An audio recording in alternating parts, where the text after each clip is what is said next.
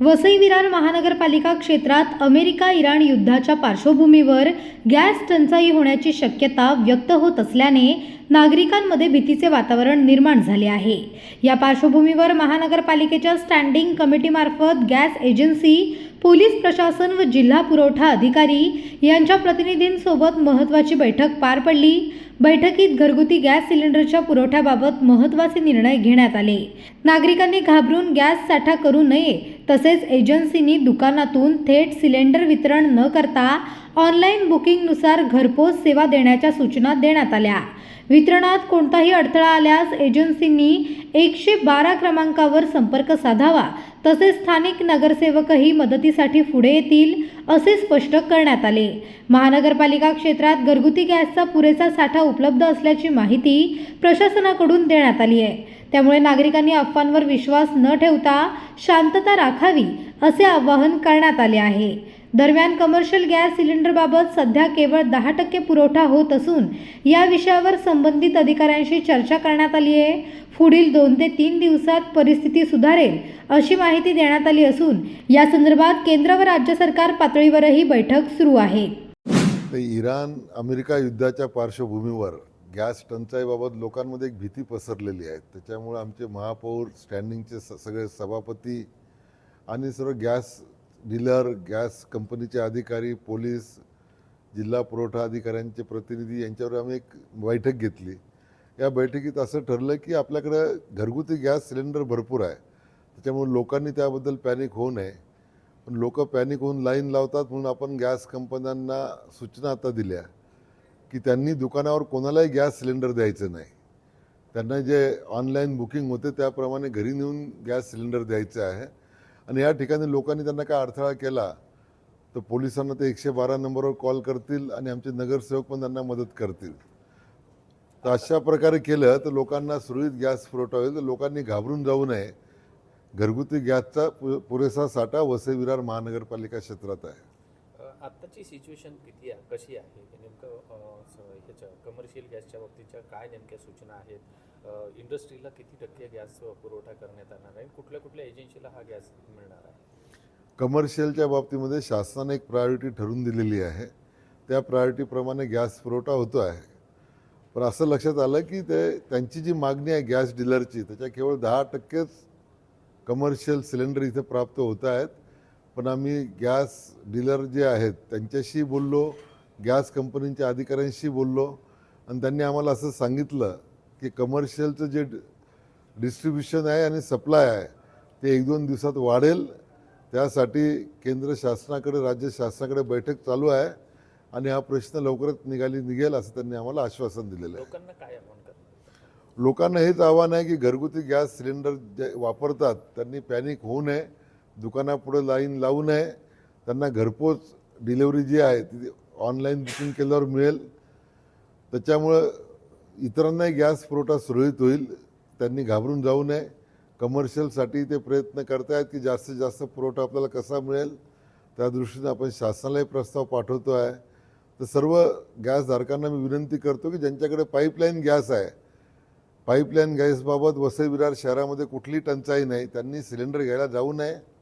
आणि ज्यांच्याकडे सिलेंडर त्यांनी घाबरू नये। त्यांचं सिलेंडर संपलं तर त्यांना 25 दिवसानंतर किंवा जे काय शासनाचे नियम आहे त्या कालावधीनंतर 100% सिलेंडर मिळेल अशी व्यवस्था गॅस कंपनीने, गॅस डीलरनी आणि शासनाने केलेली आहे। माझं नाव चेतन नाईक, तारा गॅस एजन्सी। ओके, चेतनजी, काय नेमकी परिस्थिती आहे? आज जी बैठक झालेली आहे या बैठकीमध्ये तुम्हाला काय गाईडलाईन्स दिलेले आहेत आणि सध्याची स्थिती काय आहे तुमची?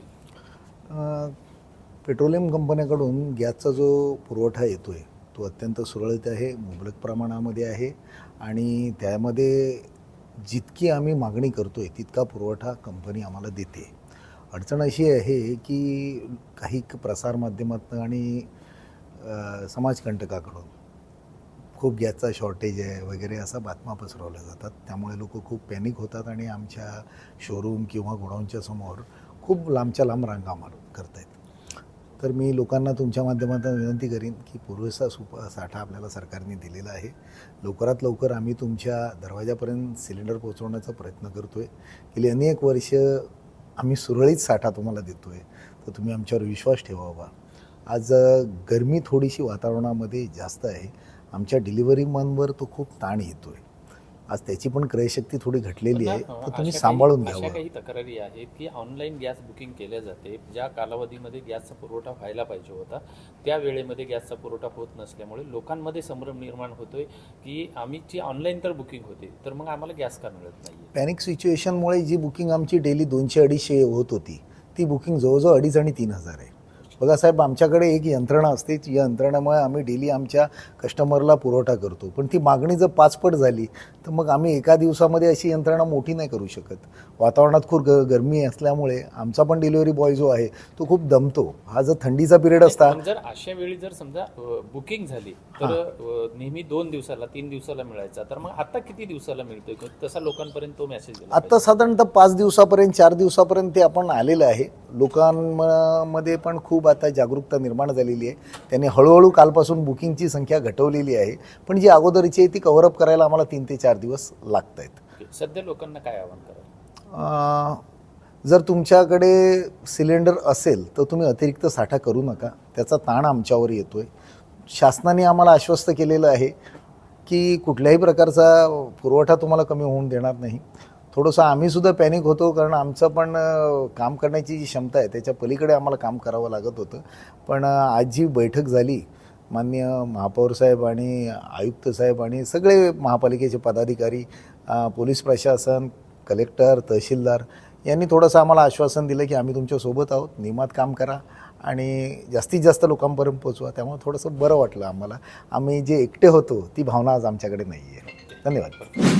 बघा, काही लोक पॅनिक झालेली, भीती निर्माण झालेली की आपल्याला गॅस सिलेंडर मिळणार नाही आणि त्यामुळे काही ठिकाणी रांगा लागायला लागलेल्या. रांगा लागत असताना त्याच्यामध्ये वादविवाद, भांडणं अशी सुरू झालेली. त्याच्यानंतर वसई तालुक्यात एक मोठी इंडस्ट्री आहे, खाकरा इंडस्ट्री. खाकरा बनवली जातात आणि या सगळ्या महिला आहेत, घरगुती असतात किंवा कमर्शियल, त्या बनवत असतात आणि जवळपास 30,000च्या वरती अशा महिला आहेत का ज्यांना ह्याची झळ पोचू लागली, रोजगारावर झळ पोचू लागली आणि या खाकऱ्यावर अवलंबून असलेली जनता असं कात्रीत सापडलेली होती. आणि त्यामुळे त्यांनी विनंती केली की आम्हाला ह्या अडचण आहे आणि हे संकट आलेलं आहे. त्यासाठी आम्ही थोडासा इनिशिएटिव्ह घेतला आणि सर्व अधिकारी, पोलीस असतील, रेव्हेन्यूचे असतील, सर्व प्रशासकीय अधिकारी यांची एक बैठक घेतली. त्यासाठी त्या इंडस्ट्रीचे लोक देखील बोलवले, हॉटेलवाले देखील बोलवले. त्याच्यानंतर गॅसचे जे एजन्सीवाले होते, हे सगळे कंपन्यांची माणसं देखील होती. ऑनलाईन हायर ऑथॉरिटी देखील होती, महाराष्ट्र सरकार, केंद्र सरकार हे देखील होते आणि त्यांच्याशी सगळे चर्चा केली की ह्याच्यातनं काय मार्ग काढावा. लोकांनी एक तर घाबरून जाऊ नये. घरगुती वापराचे गॅस सिलेंडर आहे, ह्याच्यामध्ये कुठेही तुटवडा नाही, तो पाहिजे तसा त्यांना मिळतो आहे. फक्त कमर्शियल आहे, त्याच्यामध्ये कसा कोटा वाढवता येईल आणि कोणाला प्रायोरिटीने देता येईल यासाठी यामध्ये गायडन्स घेण्यात आला, मार्गदर्शन झालं, सूचना करण्यात आल्या आणि त्याप्रमाणे अधिकाऱ्यांनी देखील, प्रांताधिकारी देखील होते, त्यांनी देखील त्याच्यामध्ये योग्य प्रकारे सहकार्य करण्याचं सांगितलेलं आहे. आमचे कमिशनर साहेब होते, त्यांनी या विभागामध्ये वरच्या पोस्टला काम केलेलं आहे, त्यामुळे त्यांना अधिक माहिती होती. त्यामुळे हायर ऑथॉरिटीशी बोलून देखील या आपल्या विभागामध्ये कमर्शियल जे आहेत त्यांना कसा वापर जास्ती सिलेंडर मिळू शकतात. त्याच्यामध्ये कमर्शियलमध्ये वृद्धाश्रम आहेत, हॉस्पिटल आहेत, शाळा संस्था आहेत, कॉलेजेस आहेत. अशा ठिकाणी कुठेही गॅस सिलेंडर कमी पडू नये, कारण ते कमर्शियलमध्ये येतात. तर त्यात देखील पाठपुरावा झालेला आहे. गुजरात गॅसचे जे लोक होते ते देखील आलेले, त्यांना देखील काही सूचना करण्यात आलेल्या आहे, कोणाला द्यावं कोणाला देऊ नये असं. आणि लोकांनी भीतीपोटी सिलेंडर साठवून ठेवू नये, हे एक झालं. त्याचप्रमाणे सर्वपक्षीय नगरसेवक आहेत जे त्या विभागामध्ये जे सप्लायर्स आहेत, एजन्सीवाले आहेत, त्यांना सहकार्य करतील शांतता आणि सुव्यवस्था राखण्यासाठी. आणि लाईनमध्ये कुठचंही सिलेंडर मिळणार नाही, घरपोच सिलेंडर प्रत्येक एजन्सी करणार आहे असं त्यांनी सांगितलेलं आहे. आणि त्यांना योग्य ते सगळं सहकार्य स्थानिक पातळीवरनं महापालिका म्हणून आम्ही आणि निवडून आलेले जेवढे लोकप्रतिनिधी आहेत किंवा जे लोकप्रतिनिधी आहेत ते सर्व करतील. त्याच पोलीस विभागाने देखील चांगली भूमिका मांडली आणि त्यांनी देखील यामध्ये अनेक सूचना केलेल्या आहेत. आणि रेव्हेन्यू विभाग, पोलीस विभाग, महापालिकेचा विभाग हे सगळेच एकत्रित काम करून ह्याच्यातनं सहकार्य करणार आहेत आणि कुठचीही परिस्थिती बिघडणार नाही यासाठी बघणार आहेत। जास्तीत जास्त प्रसिद्धी आम्ही आमच्यातर्फे आणि सर्वांतर्फे सर्व विभाग करणार आहेत का कुणीही घाबरून जाऊ नये। आपल्याला कुठेही सिलेंडर कमी झालेले नाहीत, तेवढा पुरवठा होतोय, फक्त कमर्शियल देण्यासाठी रिस्ट्रिक्शन होते, त्यातनं देखील मार्ग काढायचा प्रयत्न चालू आहे।